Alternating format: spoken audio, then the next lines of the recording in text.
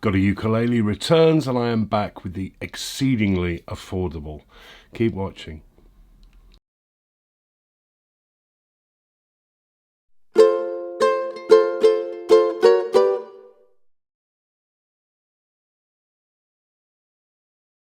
Yes, welcome back to GotAUkulele. It's a review day. This is the summary video review, as ever, to the full written review that you'll always find linked below these videos. A reminder, as I say every week, GotAUkulele is not a commercial enterprise. I don't get paid by brands or stores or makers to review these instruments. They would just be paid for product adverts. So the site only keeps going with the thanks to people who very generously help me out with donations. You can buy me a coffee, you can join the Patreon, you can throw a tip through PayPal. They all go back into the site and they are all very much appreciated, and it's the reason I can be here most weeks. I've been off for a couple of weeks, but my eternal thanks to the people who've been donating in my absence. Much appreciated. Right, let's get back into it. At the start of this year I said I wanted to feature more of the affordable end of ukuleles. That doesn't mean that they're all going to be ultra affordable, but I'm trying to swing the balance a little bit that way because money is tight for a lot of people, and this one is extremely affordable, and it's one that a number of my readers have been asking me to take a look at. This is the Hartwood Renaissance Pineapple Soprano Ukulele. Hartwood, there's a brand name that I'd not heard of before. What they are is a kind of a house brand to the behemoth of a music store, Gear for Music, which I think are completely international. One of their ranges. The sort of store that I recommend my readers don't buy from, because they're not a true ukulele specialist. However, lots of people do, and it's only fair that I do review all offerings, because people may stumble across these, look at the price and say, I'll give that a go. Is it worth giving it a go? That's what I'm here for. Hartwood. So they've got a range of instruments. They're all sort of between about the sort of 25 quid up to about 70. They're all laminates in different sort of sizes, scales, woods, that kind of thing. All pretty cheap. This one's not quite at the bottom end of theirs, but near to it. And as I say, it's a pineapple, a shape I really like, and it's a soprano, which is a scale I really like. And it's inoffensive to look at, if rather generic looking. What we are looking at here is all laminate mahogany woods on the top, back and sides, two pieces on each. Pretty unremarkable. I say two pieces on each, no, that's a single piece sides. It might be single pieces on the top and back, I can't tell, it's laminate. But it's alright, you know, you can see the grain in the laminate, and it's okay. It's not offensive, it's just not really startling. The bridge, as you'd expect on these cheap ones, is a screwed in place tie bar made of what they call artificial rosewood. Sometimes that means composite wood, but I don't think it is composite. I think it's just a stained other form of hardwood. I can't really quite show you, but the finishing on it is pretty poor. There's some sort of blistering going on in the finish, which is quite ugly. Unremarkably, it's got a plastic straight top saddle. Nothing much more to say about it. And then the decoration is pretty generic as well. We see these cream bindings on mahogany laminate instruments from Carla, Ohana, you name it. Very, very common to see. Again, not offensive and nicely done. Black and white purfling to the top. Then they let it down with something. I know this is subjective, but I don't like laser etching. I think it looks cheap. I think this looks particularly basic, and I don't think it suits the instrument. I'm not a fan of that. And then it's finished in an open pore satin, which isn't thick, to be fair. There's one or two little sort of marks in it in the back I can see, and ripples. And in places I'm not going to be able to show you. Some of the white polish has not been buffed out of the grain, the pore grain, which is a little bit scruffy, but it's not bad. Build-wise, this is alright, you know. Elsewhere on the body you also get two strap buttons. I don't see the need for strap buttons on a soprano, but I'm not going to mark it down for that. Some people use them. I don't on a soprano, I don't see the need. But yeah, it's pretty tidy build, pretty reliable build. The finish on the whole is okay. Some little marks in it. Don't like that laser etching, and it's very generic looking. Inside is very tidy, regular braces, notch linings. I can't see any glue mess. It's pretty well put together, but that top is exceedingly thick. So this is not pro-grade laminate. Let's not get away from that. It's not pro-grade laminate. It's a cheap instrument.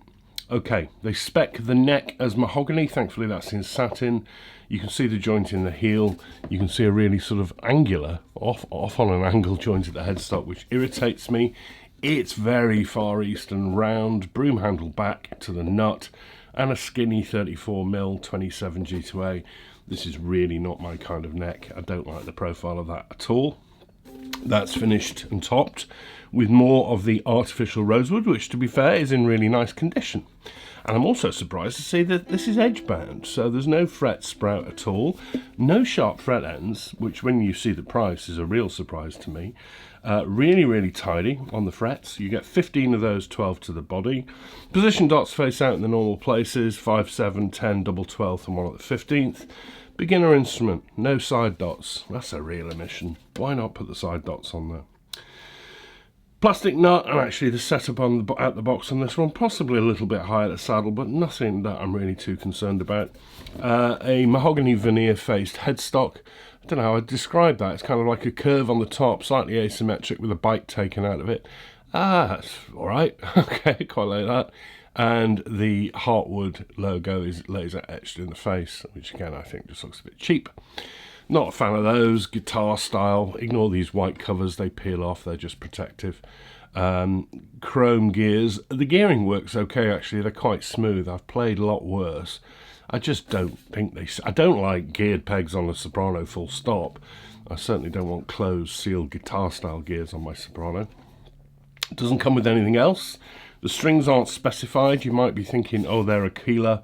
I don't think they are. Aquila always come with a swing tag or a name or something attached to them. I think they're Aquila alike kind of things, white, opaque.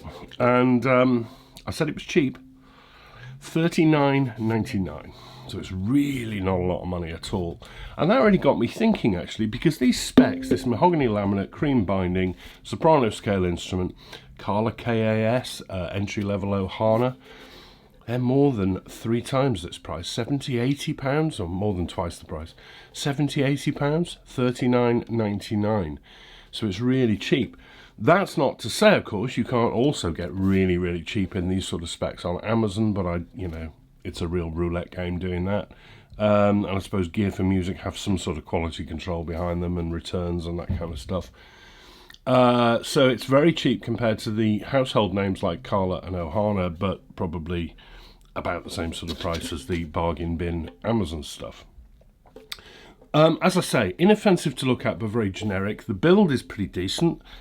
There's some finish issues. There's some finish issues here and there. Don't like that neck, don't like the tuners, don't like the subjective, don't like the soundhole rosette. Some polish issues on the body, some scruffiness on the bridge, but on the whole, for $39.99, it's remarkably tidy, actually. It's really light.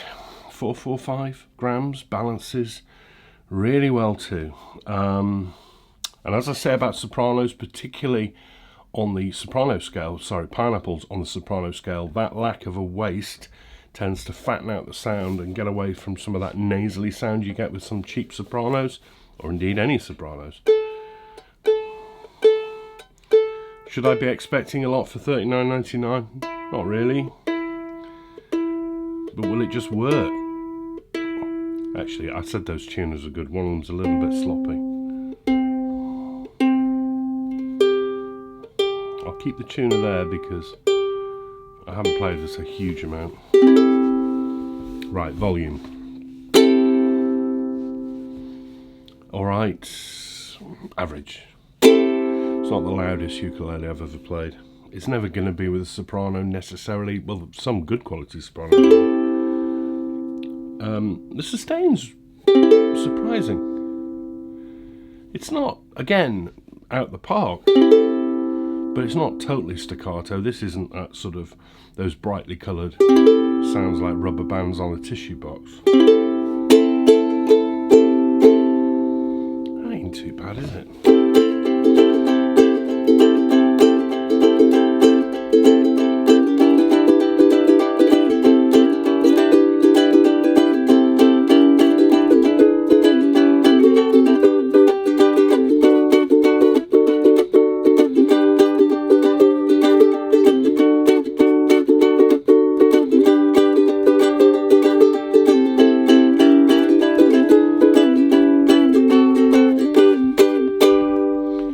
Some of the intonation, it's in tune.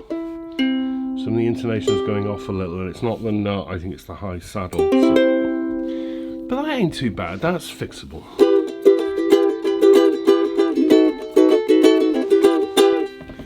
There's a nasally edge to it. It is cheap laminate. It sounds much better fingerpicked, but that strum sort of makes it... Oh, well, that's intonation off, isn't it? Well, it is, because listen, I squeeze.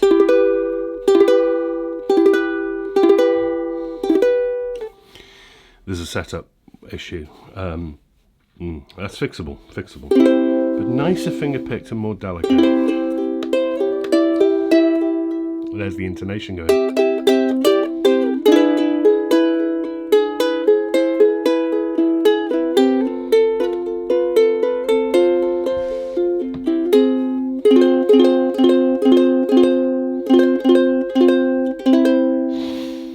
I say a lot about cheap laminates that they have this sort of echoey, boxy sound. It's got that.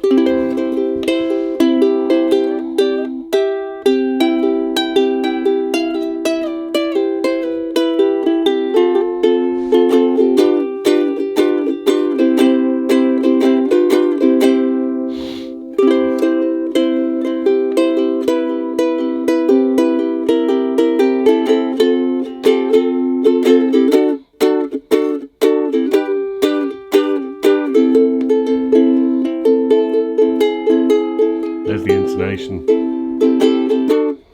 In tune at the nut, so this needs work. I've heard worse. Yeah, it is half the price of the Carlas and the Ohanas, like the KAS, but the KAS sounds alright. This sounds like its price.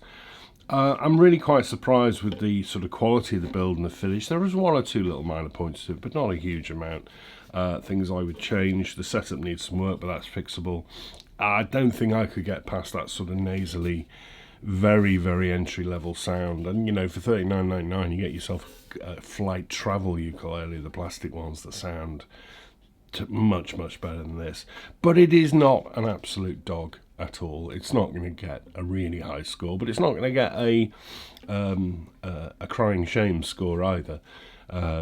Because I think if you bought one of these and you did a little bit of work with it, and I think that's kind of the problem really, the sort of people who are spending $39.99 on this and it's not had a setup, are they going to know how to do a setup, and how much more are they going to spend on it and time on it? And that's why I have an issue with these.